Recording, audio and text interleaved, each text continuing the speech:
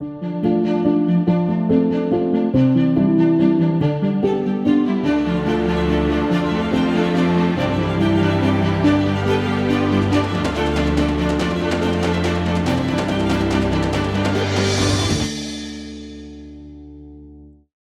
places to come in Newport is right here at IYRS. So we have the pleasure tonight of hearing Warren Barker speak. He's been here 20 years as senior instructor and has really influenced a lot of young woodworkers and boat builders and got them going on their career. So yeah, the process, I think, you know, when I see Warren, I think about process.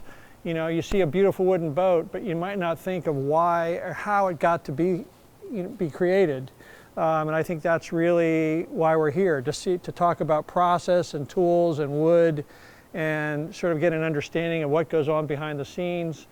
And then we'll have a couple more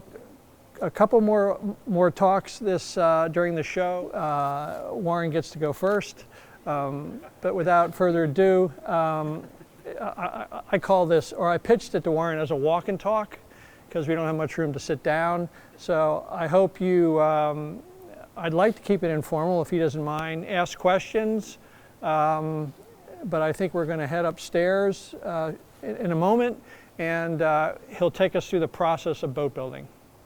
So, all yours, Warren. Okay. I find this ironic. In the 60s, see how old I am? I subscribed to Hot Rod magazine. Then I subscribed to Car and Drive. My parents were nervous that this would carry on, but I only had the income of a small paper with 11 customers. And so they figured these esoteric machines are kind of out of reach. However, when I subscribed to Cycle magazine, my father, my mother's from Prager, he was apoplectic. And so Cycle magazine, these are all Ziff Davis, I think. You stick with a publisher. And Cycle magazine prevailed for a while. It's when Wooden Boat came into the house, they started to calm down, figuring that the pace of my trajectory would be, you know, in a wooden boat. That's not too fast. So they worried less at that. But I did buy the motorcycle. Still have it. Don't ride it. But it's really cool looking. And I think that's the thing that we might all be a little bit susceptible to, or you might think things are really cool looking and you tend to either acquire them, admire them, get terribly wound up about them. And I happen to be lucky enough that by coming here I could sort of pursue that aspect of the whole thing. I mean, building a wooden boat, it makes excuses for a lot of things, and I'll sort of mention them as we go around this little circuit to arrive back here. But it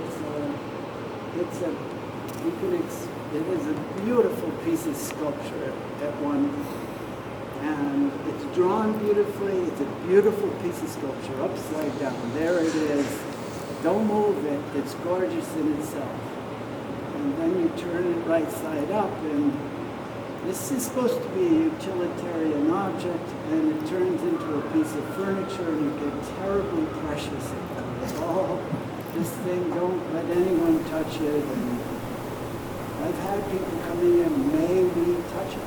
Well, one thing that doesn't ask is Mother Nature. And so when you take this little piece of furniture you've made and you chuck it into salt water, all slathered in sunshine, which is about the worst thing you could do to any wooden object, and off you go. It has a whole different life at that point.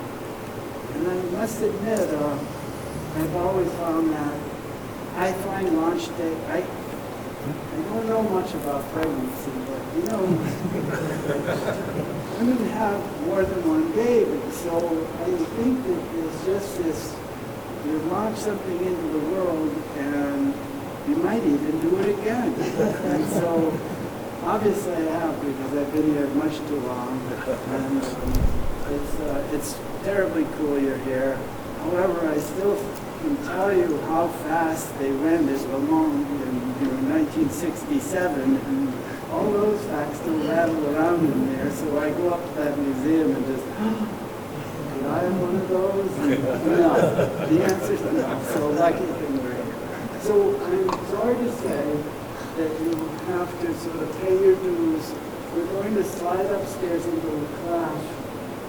I did my best to flee classrooms, but we're going to go up there and talk about a little bit about drawings. Again, you mentioned drawings, and then how the information came from drawing to, or half model to Lofting. At some point, some naval architect has an idea, and he decides he wants to design a boat. And some of them, most of them, have an intuition about yacht design. But in the early stages of all this boat design, what was rendered first, and some people still do it today, is a half model. So there's your yacht, but smaller than you were hoping to spend your $5 million on. So, but what blows my mind is that Nathaniel Herreshoff, have you all heard that name? Yeah, he was no slouch. And he would have this concept, and he would render it in 3 dimensions in a half model like that. And I can't even conceive of it. I've made half models that I've made up, but whether they would ever function or not a clue. I even went to a design course at Wooden Boat School, and by the end, apparently all the lines that I drew were okay, but whether the thing would function, not a clue. So anyway, what a lot of yacht designers do prior to the computer, we're sort of pre-computer, is that they render a boat more like this. They do it mathematically. There's a lot of intuition involved. They draw out a lines plan, and then that is rendered full scale, and off you go. Now, Herreshoff had to see it in 3 dimensions. He had this cool shop in the top of his house in Bristol, and he would carve a half model that was more fair than that one, and then take the information from it. And to me, that was basically miraculous, that something that small could be 135 feet long and work. And so we've built a ton of his boats here. It was an absolute gift to have Bristol so close, and also that the boats fell apart, which was quite fortuitous for us because we're a restoration school. And so we'd get the wrecks, and then every wreck was a chance to find out more about this guy, more about his designs, how the boats were built, and so we could pursue it. And you know, I sort of ran along in front of a gang of students trying to figure out how they did it so I could pretend I knew and tell them. Well, let's just back up 1 second. Say Nat has carved this model, and he needs to get the information off it. So today, this is not that boat. We all understand that? Okay, good. So anyway, here is a half model. I think it was a cat boat that was done before I got here. But what Nat did is he had a machine, and it would read the offsets, they're called. It's a numerical description of this form. And it would read in scale at certain points, usually water lines, all the information he needed to know to make a section like that. And all he cared about was this dimension here. He would have a little notebook, and I'm going to show you a copy. You can't get the real thing. Anyway, he'd just take these dimensions here. He only cared about water lines. These would all be water lines. That's all he cared about. Those other guys, they were all worried about slicing the thing vertically, buttock lines, and then diagonally for their diagonals. Nat said, the boys on the floor can take care of that. I'm just going to worry about these numbers right here. Don't panic. It might be confusing, just don't panic, but it might help you that you can visualize this guy getting his information from his model as if he sliced it, but his machine said, that's a nice model, Nat. I'm not going to cut it up. We're just going to read it. He had a friend at Brown and Sharp. I think he was either Brown or Sharp. And they developed the machine, and I hope Evelyn shows you. It's the most beautiful thing. The models are exquisite. Okay, so he's read that one water line or all the water lines. And then, this is the coolest place to work because you can, exploit the copier. You can. He put it in a book like that.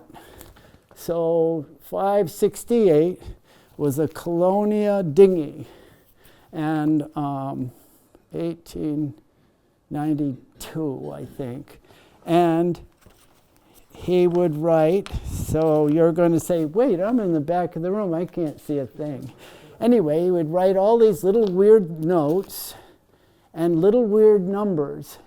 And I can tell you, this is when you know you're in-house at Herreshoff.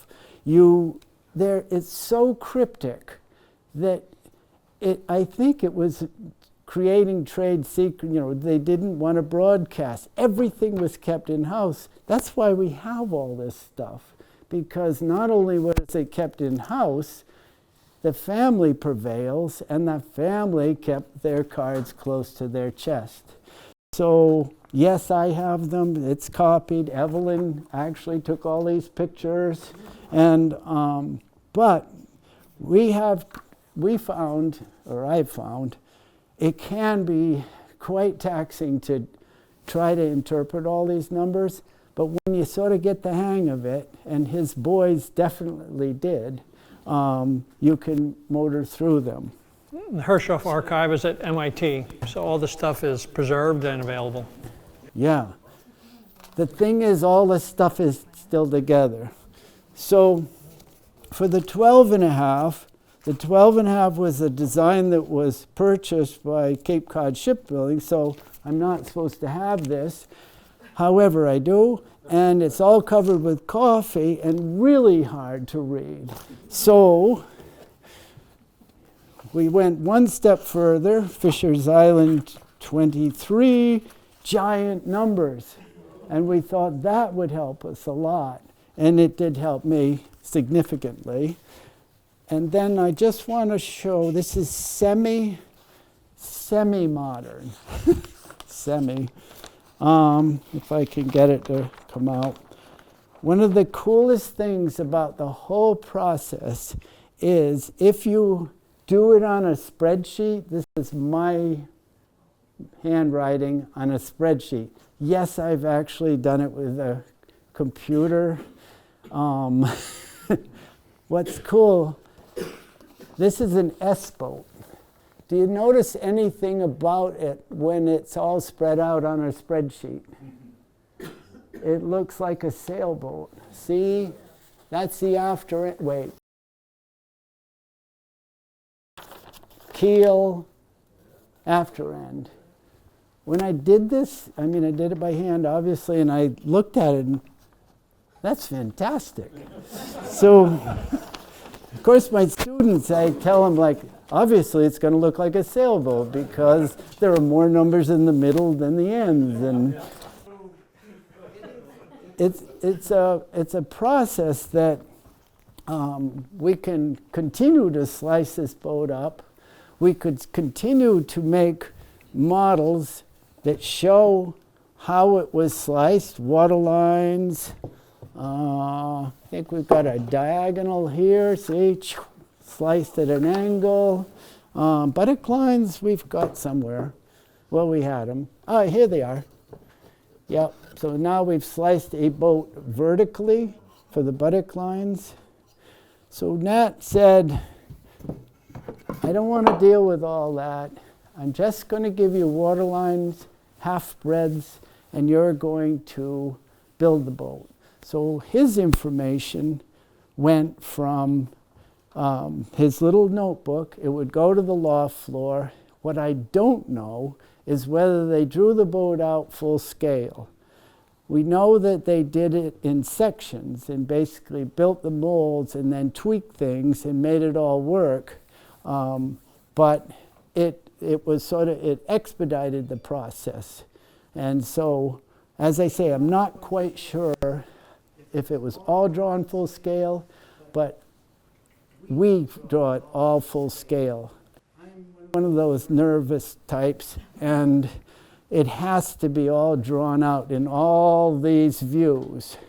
So Nat, in Herreshoff, they went right to a construction drawing for an S boat, whereas his competitor, Mr. Lawley, building the same boat, they shared information because the Herreshoff company couldn't make them fast enough, or at one point. And so Mr. Lawley said, well, sorry, it's in my shop. I'm going to draw the whole thing out. And there it is. So then Mr. Lawley had the audacity to change it slightly, and so the two didn't talk to each other or something. Anyway, I mean, you're car people. So there is an analogy here Yeah. with Harley Earl. So in the 20s, coming from the Fisher Body Works, the idea of doing a full-size model in clay. Yeah, that's my line. Yeah. And then working in a very similar way. It's very analogous, I think. Well, then you're going to fill in the next thing. So I had a student at Wooden Boat School, and he was that guy. He went to art school. He's a sculptor, and he rendered the cars at, I'm not sure which car company. He rendered the car in clay. They painted everything. It looked exactly like the real thing, and they would put it in the parking lot. And they would listen to what people said as they walked by. You know, do you want on the fin on a whatever? Oh, I better be careful. 57 Cadillac. Do you want the two lights, or which way, and all this stuff? And he said they would just sit there taking notes, and it was so easy to tweak things and make it work out. And then this is where David's going to help me out. They would then. Somehow they could create a grid over the car with lights, right? And then they would read all the squares so that they could render it in steel. And but I thought it was the coolest thing that this guy could build the car in clay, his medium, and then it would be transferred to... Still done that way today. I mean, it gets digitized at some point, but clay modeling is still part of the design process at GM anyway. Yeah, it is really cool. See, that's the part I liked.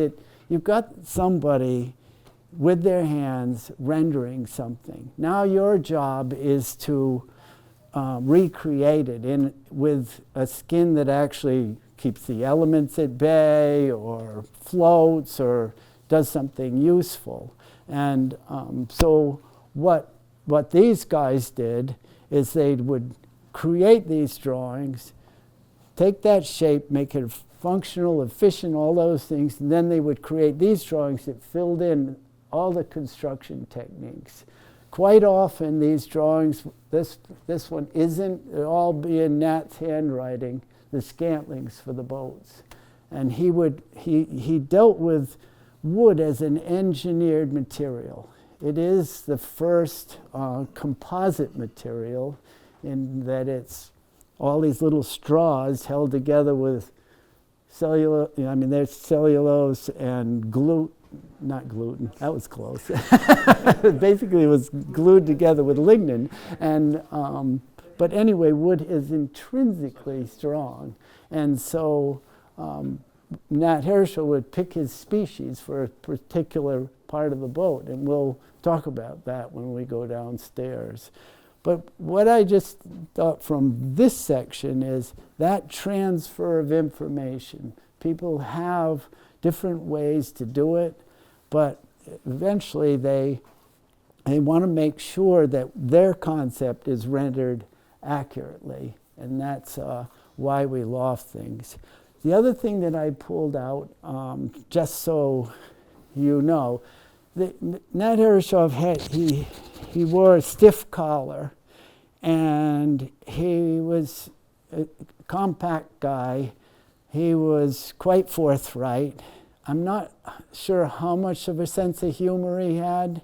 In his letters, every once in a while, you sort of get the sense with his peers that there was a joke, but he's this kind of a strict personality. And you can tell by the angle of the seats in his boats that this guy sat bolt upright and not messing around.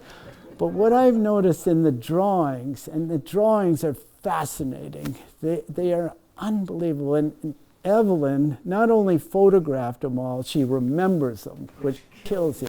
But why I wanted to, every once in a while, it's not whimsy, but they would just slide in some color, you know, and they're just absolutely beautiful drawings in themselves.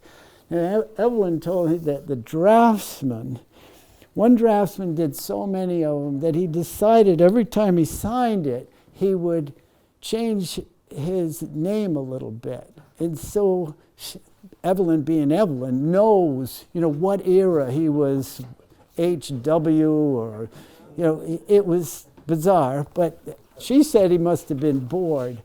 But I find these drawings exquisite. This is a Buzzards Bay 15, 1899, and then all the little red notations, and it has basically the history of the design, every iteration, who bought it. It's crazy just digging in the drawings. I used to waste a lot of the curator's time at MIT just digging. One time we had a boat we couldn't identify and thought for sure it was made by Herreshoff. I blew it. It wasn't. But I spent so much time at MIT that the curator said, you know, there's no silver bullet. You're not going to find it. There's a smoking gun, silver bullet, all those things. You're just not going to find that boat here. I have copies of all the coolest launches on Earth due to the fact I was there the whole time.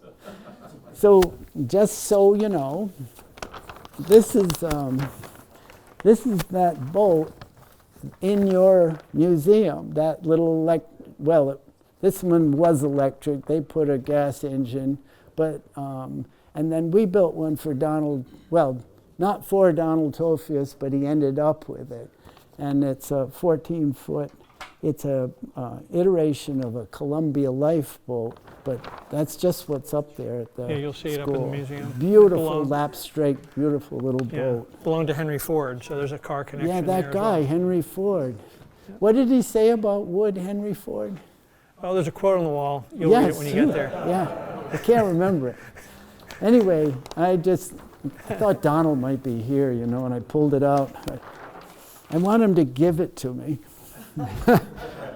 All right, so you guys sort of get the sense. We've read our models.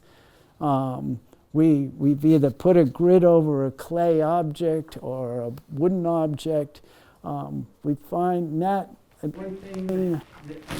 collection of tools, specific tools from these models. You gotta see them. Evelyn will show you. It's you just can't believe it.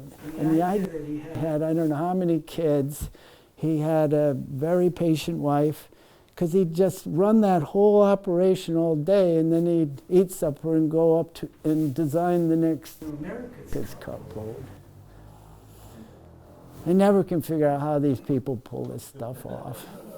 So my thought now, if it's okay, we'll slide out and look at a lofting.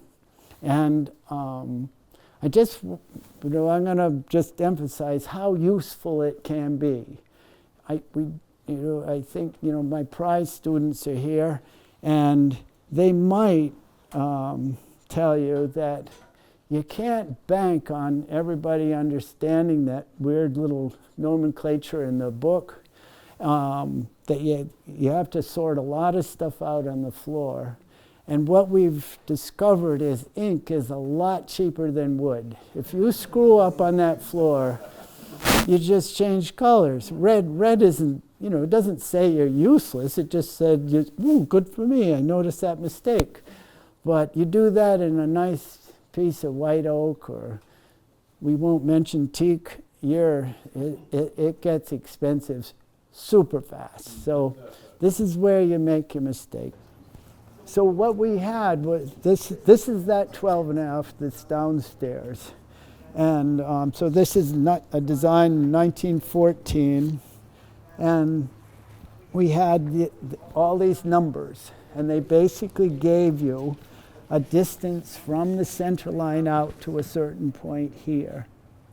And so what we did is we put all those little numbers down, and we bent these skinny little battens around. So the whole thing was covered with skinny little battens.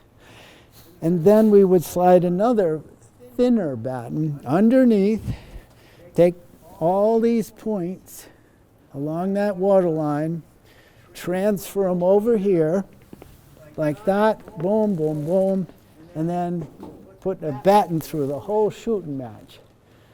And it had to be eye sweet and picture perfect in the end. And so that all sounds simple, except that this guy, this line slicing that way, see, Nat skipped all that. And that way, those guys said, well, I think I'm eye sweet and picture perfect, but I don't agree with the one you just did. So back and forth we go. There's a lot of negotiating. The students get terribly frustrated. The problem with Mr. Herreshoff is he did a ton of water lines, because that's what he was worried about. And then we slid in all this stuff to appease Mr. Lawley. And as I say, Mr. Lawley in Neponset and Mr. Herreshoff in Bristol, two techniques, we reconciled. Their relationship is stronger than ever. So there you have it. It's all done right on the floor. But what also is really useful about this is then you can draw in the parts of the boat. So here's the stem and the rabbet where all the planking fits in. The stern of the boat, the transom, it looks crazy because it is. And so there are all these angles. It's really good if you like geometry. Really good if you're wicked patient. Fantastic if you can see in 3D. But it does make your brain hurt doing transom expansions, they're called. And it's not about generosity, it's about making sure the thing isn't too small when you build it. Because all this information is to get these sections of the boat. We've sliced it to make sure this section is fair with that one, that a batten run through in all these different directions will be fair. So we think that if you go to Mystic Seaport, they have an original set of molds for a 12.5. Herreshoff Museum.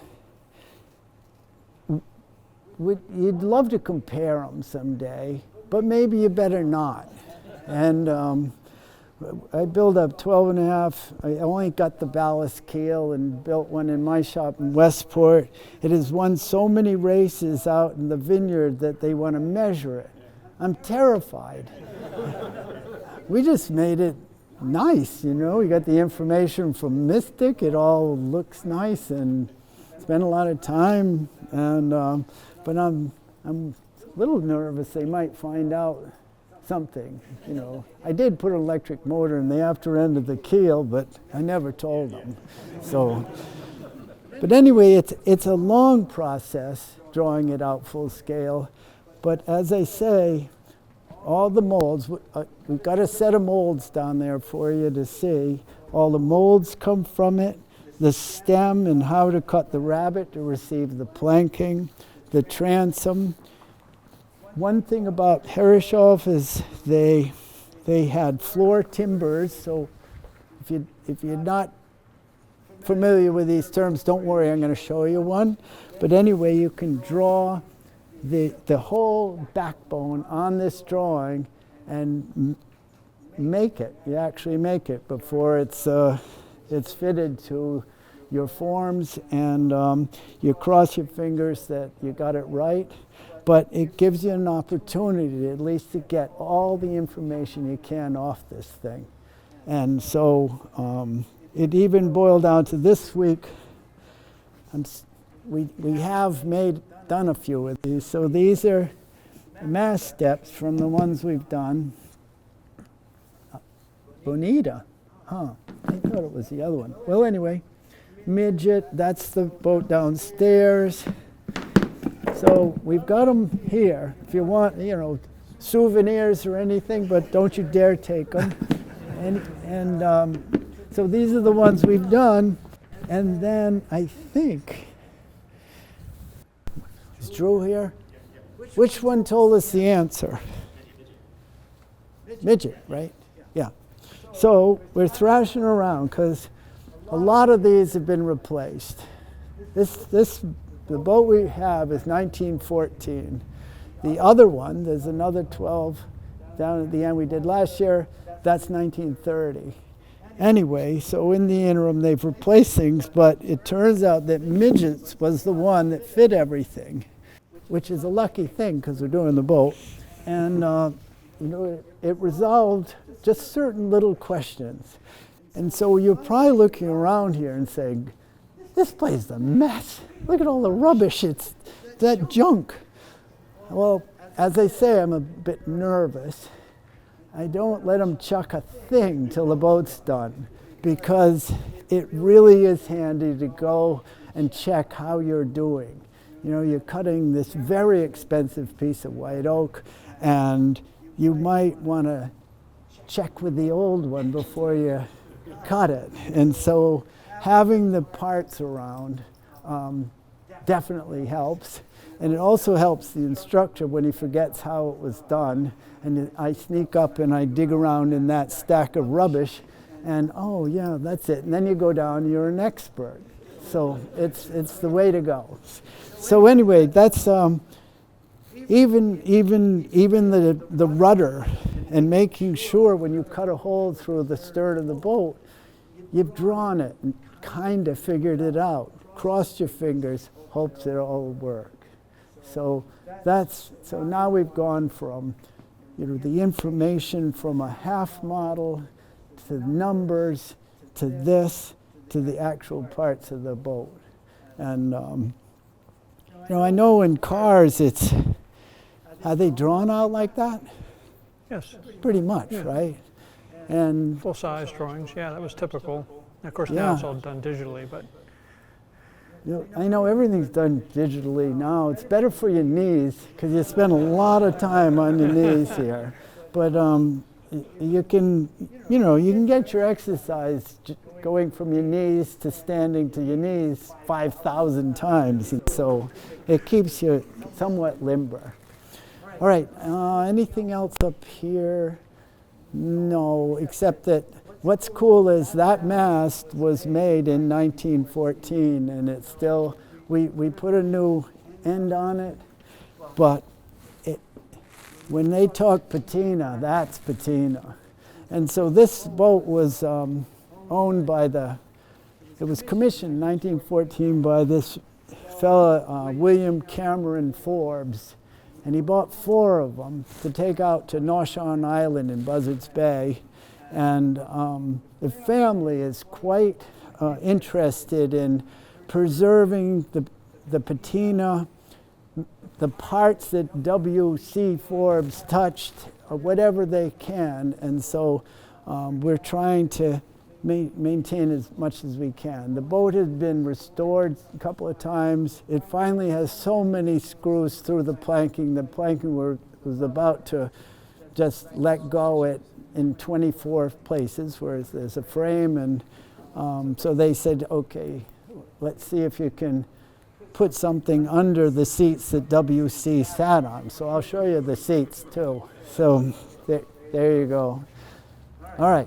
You're going downstairs? Downstairs. You're going to go buy this. You're going to go buy this Amphicraft, which they reproduced. If you want to buy a present for David, that's what he wants. With we have trailer. an original on loan from the Mystic Seaport Museum in the gallery. You'll see this evening. There are various ways to pick up the information. It's called the body plan. That was what you saw, and we ran the lines through it and drew them out full length to make sure it all, one of these, anywhere you ran a batten would be fair, one to the next. It would just look like a beautiful thing. Obviously, there's a little step right here when you look at it. In my shop, I have them a set, and they're all suddenly in order again. And the other night, I looked at them and said, well, it's a totally cool thing, just those. And so this is Station 8. Station 8, we have to put a piece of trim around a bulkhead. So we bent another frame around Station 8. That's why Station 8 isn't in that stack. That's the only reason. But it also illustrates what we're doing. Now we have to build a skeleton to hold to plank to, for want of a better word. And so we steam bend a white oak frame around that form. And all of them at one point were all lined up on that platform. All of these spaced 7.5 inches apart and absolutely vertical, carefully done. Apparently at Herreshoff they were a little more cavalier. They'd just tack a batten on the thing and make it all work. But they could build them anywhere in the shop. The idea was you created a flat plane, and they'd have little blocks and shims and all these things, and you'd line all these up on this flat plane and build a boat. What was really nice, and they really did know how to produce things quickly and obviously efficiently, accurately, and also with huge boats, they were accommodating the other customers with small boats. The photographs of that operation, they had, America's Cup with 12.5s tucked in underneath them so that they could keep that customer happy while they're really dealing with real fat cats. Anyway, so this method, having a mold for every rib in the boat, it provided accuracy. They're easily stored. You see photographs and they're just stacked on each other. If you didn't do it that way, you would build this thing and take long batten rib ends, attach the whole thing together. It's called a trap. So you would have this 16-foot thing to store. Well, that's a pain in the neck. So they figured out that you'll probably look at this and say, for one boat, you've done all that work. It is crazy for one boat. For 360 of them, it might pay off. It's accurate, easily stored, and in the background, a guy could do all of this, put this floor timber in, I'll show you. I know where some of the stuff is. So here is the system. I'm going straight up. There we go. So here is the system. this is the Buzzards Bay 15, but so it's a different boat. Can you tell? Anyway, so they'd connect all this stuff, and as you see, the top was connected with deck beams in certain sections. They could do all that. They'd get these guys, attach everything. The guys say, I got 16 feet of open space over here, set the thing up and build a boat. So it seems like a lot of tooling, and tooling is very expensive. Cars, everything, it's all about tooling. It became a very efficient method to build a boat. And it's sort of heartbreaking. I mean, we get them done. We're not supposed to go into production. And these all disappear, probably to heat homes or something generous like that. Or anyway, we do destroy them because we're not supposed to crank these things out. And the students also have to go through that whole process. So anyway, that thing was built upside down on a form just like that.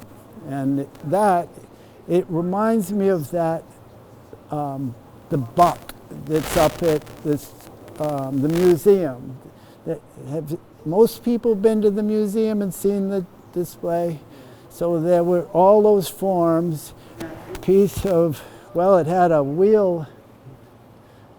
It was for the spare tire. Spare wheel well, yes. Yeah, and so that was what I find slightly different.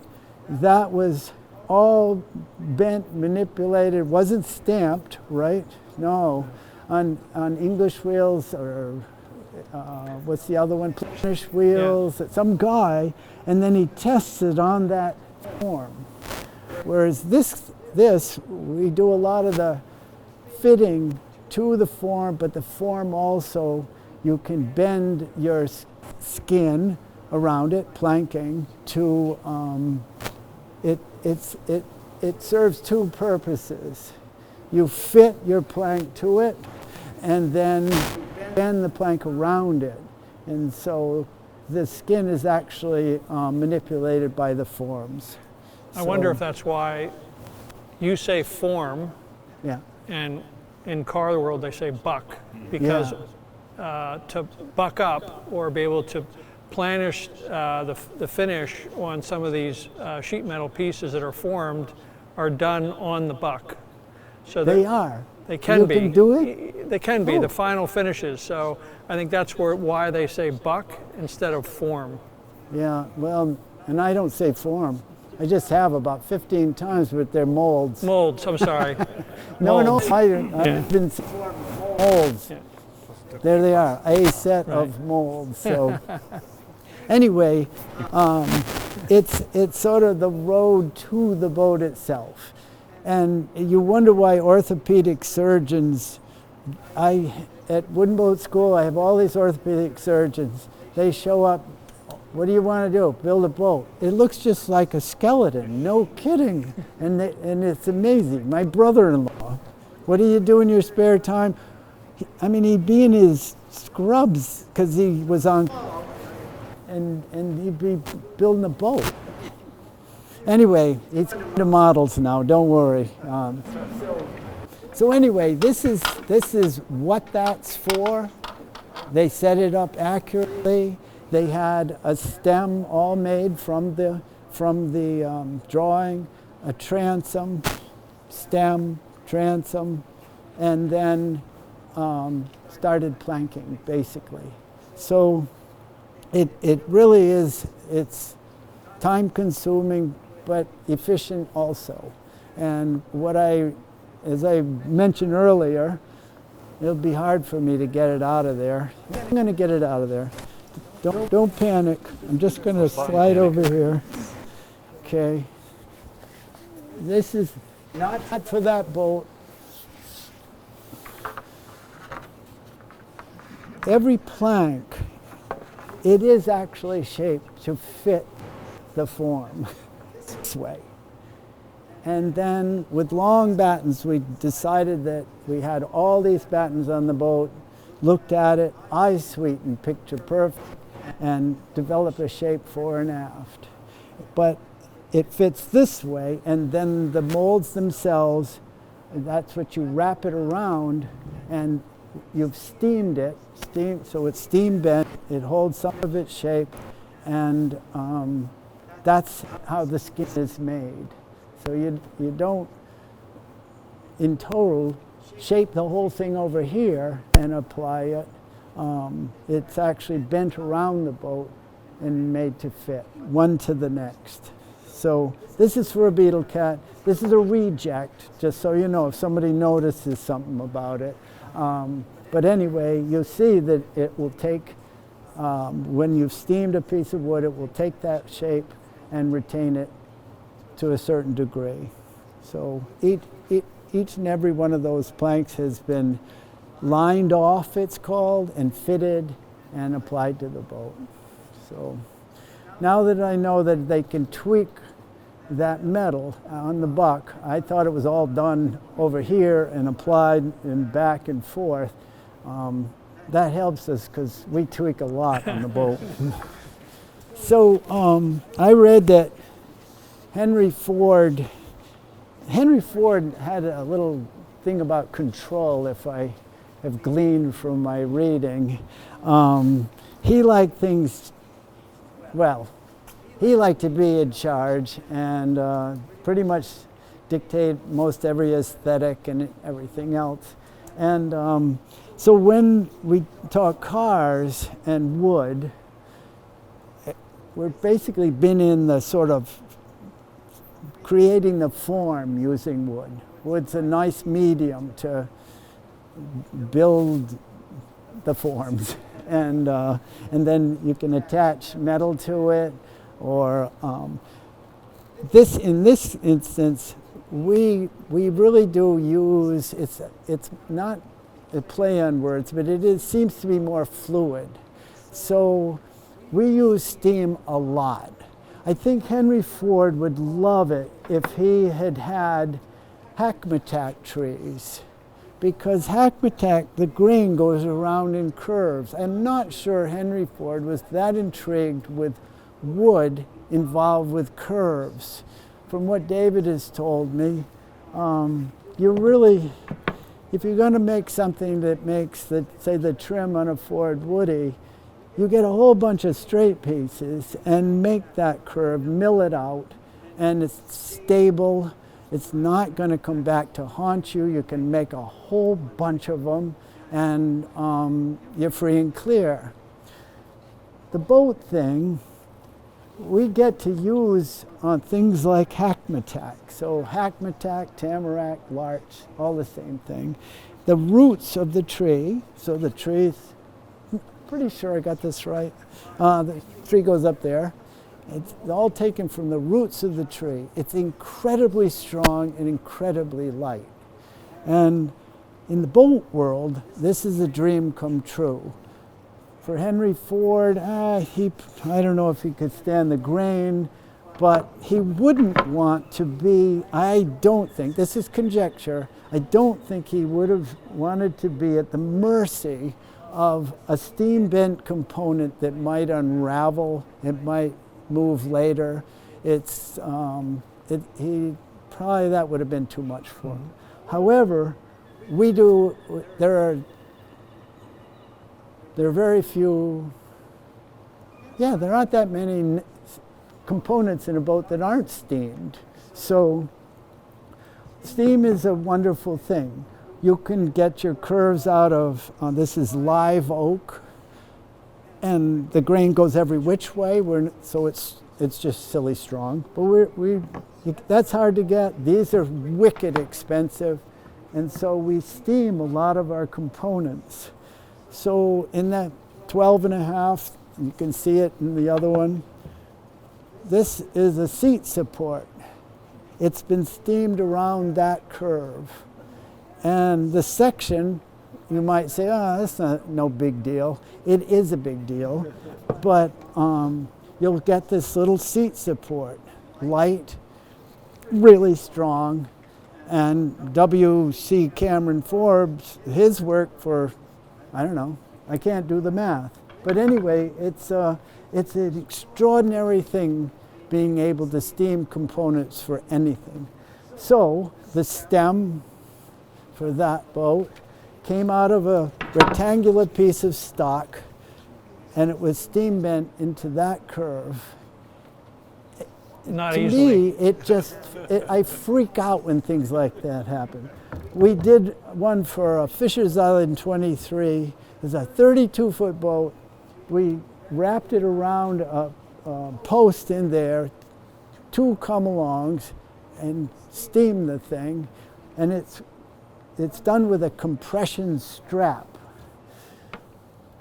Compression straps like that. It captures the piece of wood like that, and you wrap it around a form like that. You can wrap this around that, and you let it dry, and you have something that is crazy strong.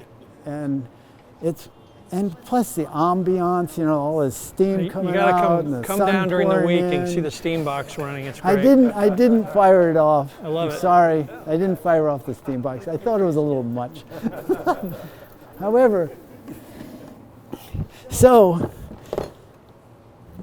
this particular form, if you look at the little dinghy down there, it made the seat knees, and in the after end of the boat, it made what are called the quarter knees. And it's amazing how versatile that one curve is. And we use, in the Herreshoff boats, that boat is German design. They filled in, they said, there's no way that's gonna work. And, but Mr. Herreshoff, they're delicate. It's what makes the boats look so delicate, but they're crazy strong. This is what I don't think Mr. Ford would put up with. They do fail. They fail catastrophically. They shear. These are called compression failures, just so you can bandy that around at the next cocktail party. Compression failures, brash fracture. And this one, I don't know what it's called, but boy, it was spectacular when it happened. So steam bending, I just can't imagine it in Dearborn or whatever. The guy building a car, Mr. Ford, the 12th one has failed. It isn't like that. But boy, when they go, and how cool. You know, that's a study in wood. Anyway, we do a ton of steaming. And should I admit it? I'm hoping this one goes in my 12.5. It's a total wreck in multiple pieces in my backyard. But anyway, we'll get to that some other time. So steam it allows us, it also seasons the wood. And so we want to steam bend fairly green wood right out of the woods, and the cedar planking on that boat, we steam it seasons it. It's bizarre to think about, but it actually takes moisture out of the wood. And so steam, that thing is going. I'm so glad I don't know what the electric bill is here. That thing goes almost all week, all day. And in the afternoon, come in the afternoon sometime, this ambiance and it's beautiful, looks fabulous. You can just stand up there. The stern of this boat it's white oak. It happens to be Danish white oak because I'm not sure you remember, but there was a little boat out back here and called Coronet, and they planked the bottom of it in white oak. And, well, we didn't have quite enough trees, apparently. So Elizabeth Meyer negotiated with the King of Denmark and bought a whole lot of Danish white oak. Apparently the Danes thought that they got creamed in some naval battle and lost the fleet, and the king thought it would be a good idea to keep planting white oak to replace the fleets as they got decimated, but they introduced something called steel, and they kind of, took the demand away for white oak, and so they grew to be quite large, and Elizabeth Meyer bought them. So there you go. It all comes around. Anyway, white oak it's crazy strong. It's got amazing grain strength, so it takes fastening super well. You can bend it, and you say, well, that's obvious. Well, you think something that is crazy strong in itself, bending it, why isn't it stiff? It's the nature of the beast. When it's steamed, the lignin allows the fibers to slide by one another, and it will take all these curves, and when it dries, it doesn't lose its strength in the process, but it takes on a new form. It's amazing stuff. It's also very rot resistant. And it's very rot resistant because inside the vessels are these little, they're extractives. Sounds good. Anyway, and you look inside the vessel of a piece of white oak, and it's tyloses. It fills, and so the water doesn't pour through the stick. And water, it's a lovely element, but it also rots your boat. So white oak is the oak of choice for boats. Anyway, but now we need something that is stiff, light and stiff. So that's what these are called, shear clamps, these two pieces right here. So that's Douglas fir. Mr. Herreshoff called it Oregon pine, but Douglas fir. It's crazy stiff and quite light, and that creates this girder structure that you see, like tiny little I-beams running down the boat. Now we're stiff and light. Mr. Herreshoff, he thought about things being light a lot. And so as you go up in a boat, so the thing doesn't waggle around too much, light and stiff. How cool. So just in the structure of this boat, there's always this thought, what can that particular species do for me? So the planking is white cedar. And I personally would like to have met this tree.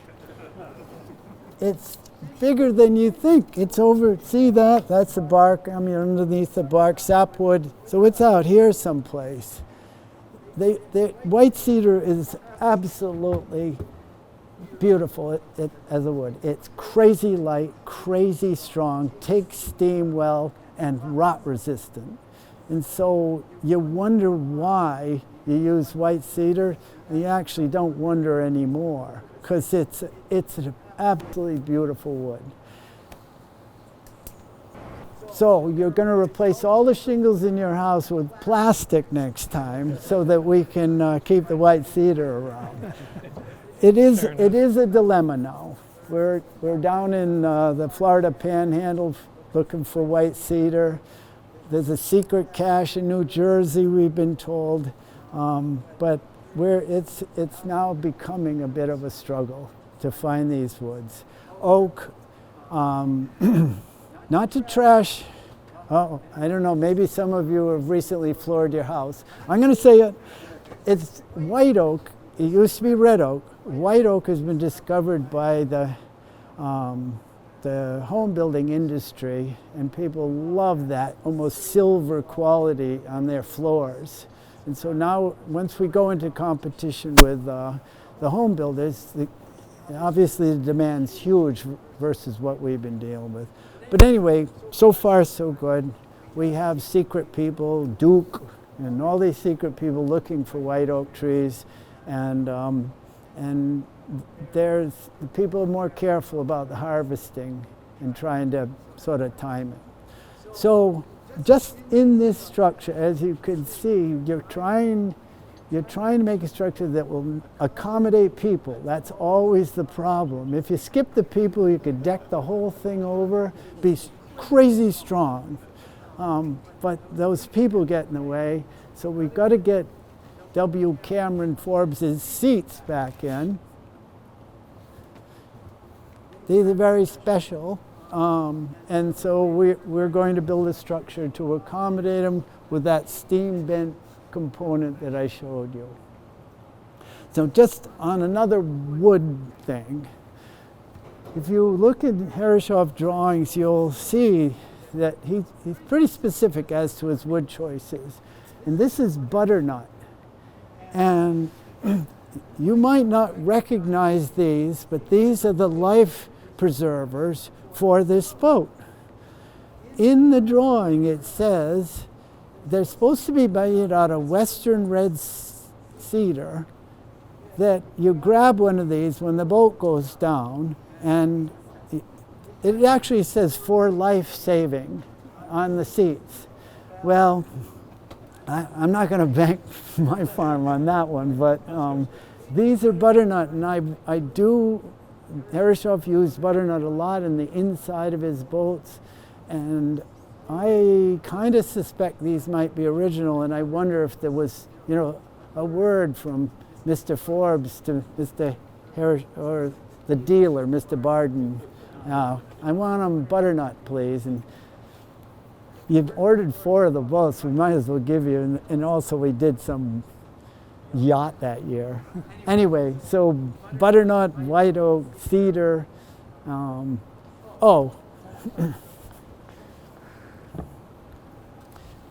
So this boat was called Midget. This is a piece of locust from Noshawn, the island itself. So we made a stern knee out of it for, you know, to make sure it came from the island. And locust, my father said it lasts longer than stone. It's also called poor man's teak. Locust is a beautiful wood. It's hard, super strong, and as I don't know, the last time I saw a stone rot was a long time ago, so it does not rot. Okay, all right, so you ready to go back over there? You guys doing okay? Okay, don't worry, boss. I'm not worried. I'm enjoying it. All right. Go all night if you want. Yeah. Okay, so I'm supposed to talk about a car once in a while. So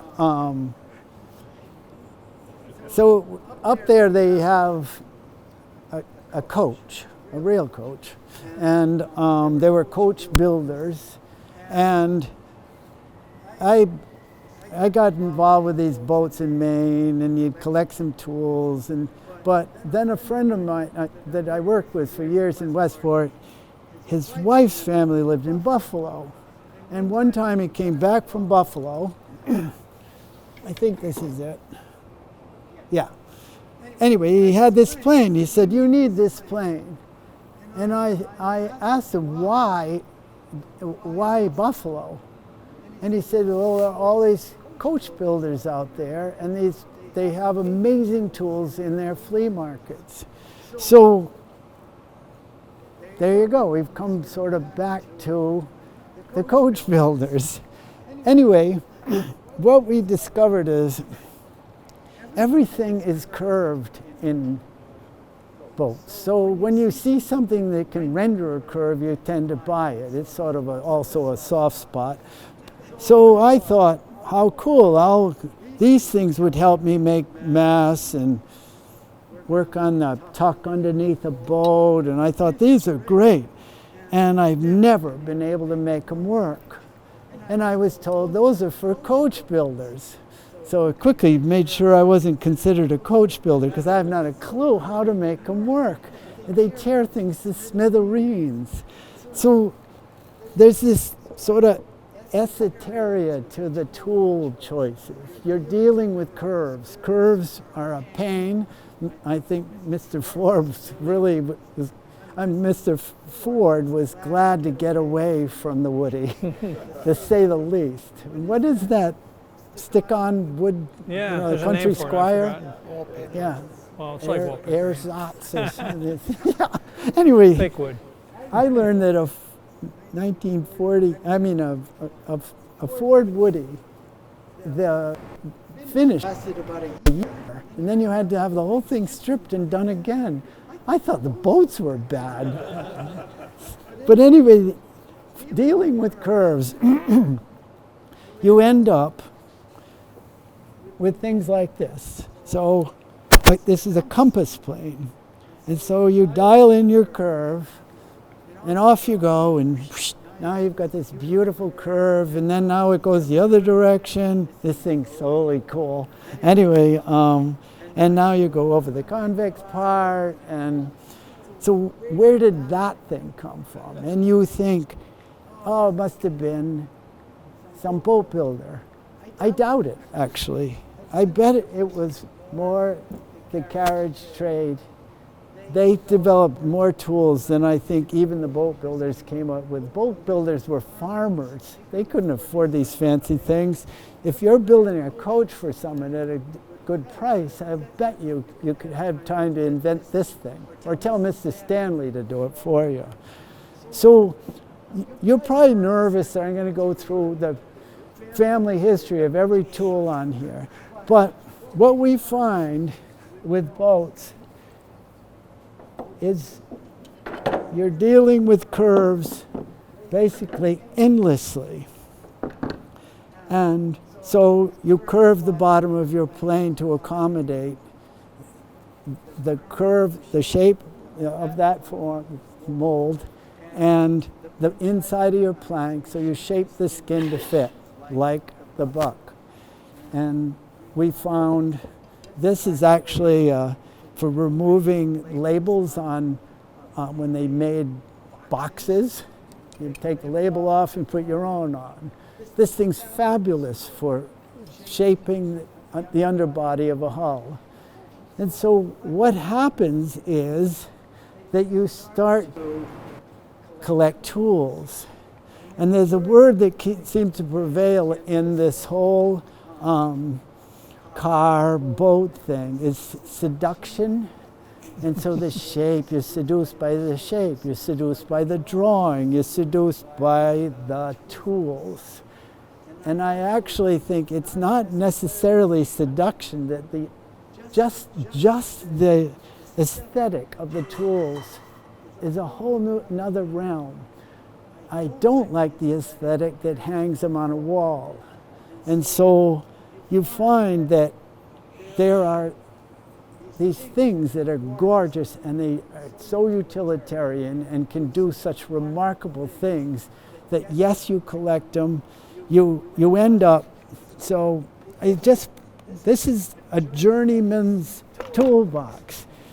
Pretty much you could make whatever you need to from it, but then you get distracted and start to acquire all these things because they're totally cool and sentimental. And I mean, I had a whole pile of gift certificates, and this is a new tool, and I acquired this thing because it looks so cool. And then I discovered on the rabbit on the wooden boat keel, the fact that the handles do this, you don't smash your knuckles, and we use it all the time here. So it goes both ways. You think of something that is visually cool and you want to drive it or you want to push it, it's all the same weakness. There you have it. And just so to show you how weak it can get, you end up, you had to have them all with these sockets, you had to have them all this certain way, or you couldn't buy it unless you were weak that day and bought it anyway. It's just, it is sort of, I've got to admit I haven't bought a new one probably for 20 years, so I'm just going to go with that. But you do, there's a certain balance. I mean, there's no way you could beat the balance of that 1/4-inch chisel. and Mr. Witherby was the coolest guy, I guess. But it's all about balance and rendering, you know, achieving a look and form that that makes you excited. And those boats, every time you see them, it's an excuse to do it again. So there. So finally, I just want to end on there's sort of a hierarchy in these boat companies, car companies, craftspeople, and I don't know what to do with this, journeyman. There were these people that could hang plank, that's what it's called, put a cedar plank on a boat, mahogany plank. The Hodgson brothers built boats in East Boothbay, Maine. The next thing you know, there's a Hodgson at Herreshoff.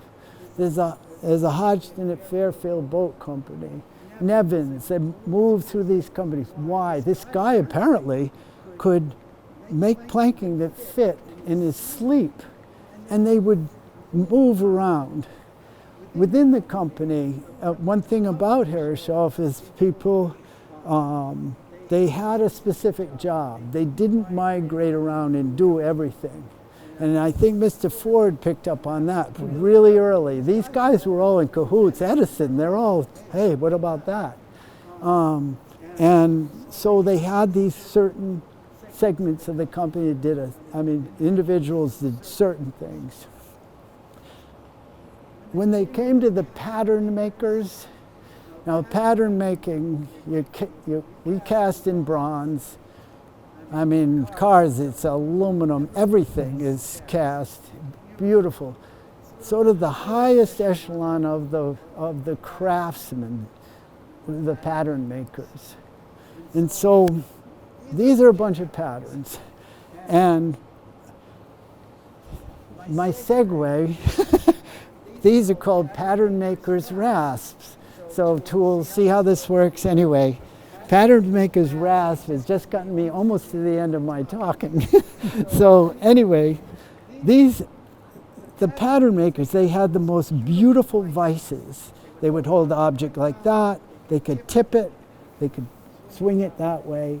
They're unbelievable. And so I figured these were top dogs. Emirate vices. What? Emirate vices. Yeah, those. Anyway, you can't get them anymore. Well, you can, but it's like that Maserati they built one of. You know what I'm saying? Anyway, when I started making patterns, and I'm not one of those super top dogs because I can't see really well negative spaces, and you know, I've had artists here, they can see all that stuff. It's so cheating. But anyway, I was told by my foundry, make the